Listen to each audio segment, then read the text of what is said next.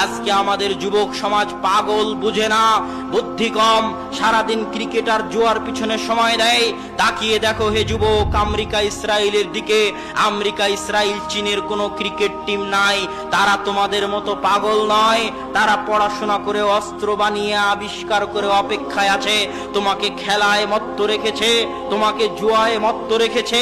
একদিন তোমাকে কচু কাটা করে কাটবে, অপেক্ষায় আছে যুবক। তোমার বুদ্ধি কম, তুমি বুঝতে পারো না।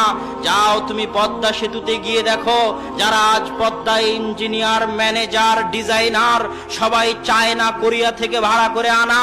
আর মাথায় ইট পাটকেল নিয়ে পাইলের মধ্যে ফেলতেছে যে লেবার, ওই লেবার হচ্ছে বাঙালি, বাংলাদেশি। এত অধপতন কেন? এইভাবে যদি মদ, গাঞ্জা, ফেন্সিডিল আর অবৈধ সম্পর্ক নিয়ে ব্যস্ত থাকো যুবক, তাহলে চিরদিন লেবারিগিরি করেই খেতে হবে। অতএব এখনই সজাগ হতে হবে, আত্মমর্যাদাশীল হতে হবে, নিজেকে দাম দেওয়া শিখতে হবে। দাম দেওয়া কাকে বলে?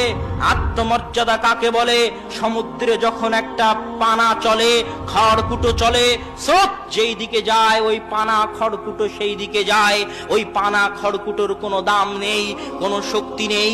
কিন্তু যখন একটা নৌকা চলে, নৌকার শক্তি থাকে আলাদা, যেদিকে ইচ্ছা সেদিকে যেতে চায়, স্রোতের মোকাবেলা করে যেতে চায়, তার মানে তার দাম আছে, শক্তি আছে।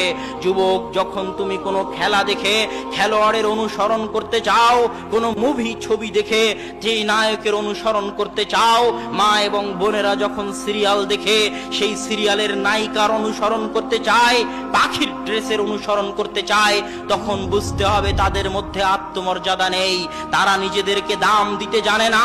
যদি আত্মমর্যাদা থাকতো যুবক, তাহলে ভাবতে, আমি কেন এই খেলোয়াড়, এই নায়কের অনুসরণ করব? আমি তো এমন কাজ করব যেন একদিন এই খেলোয়াড়, এই নায়ক আমার রাসূল মুহাম্মদ সাল্লাল্লাহু আলাইহি ওয়াসাল্লামের অনুসরণ করে। এর নাম ঈমান, এর নাম আত্মমর্যাদা, এর নাম নিজেকে দাম দেওয়া। কিন্তু আমি তোমাদেরকে কিভাবে বুঝাবো যে তোমরা নিজেদেরকে দাম দিতে জানো না, আত্মমর্যাদাশীল হতে জানো না?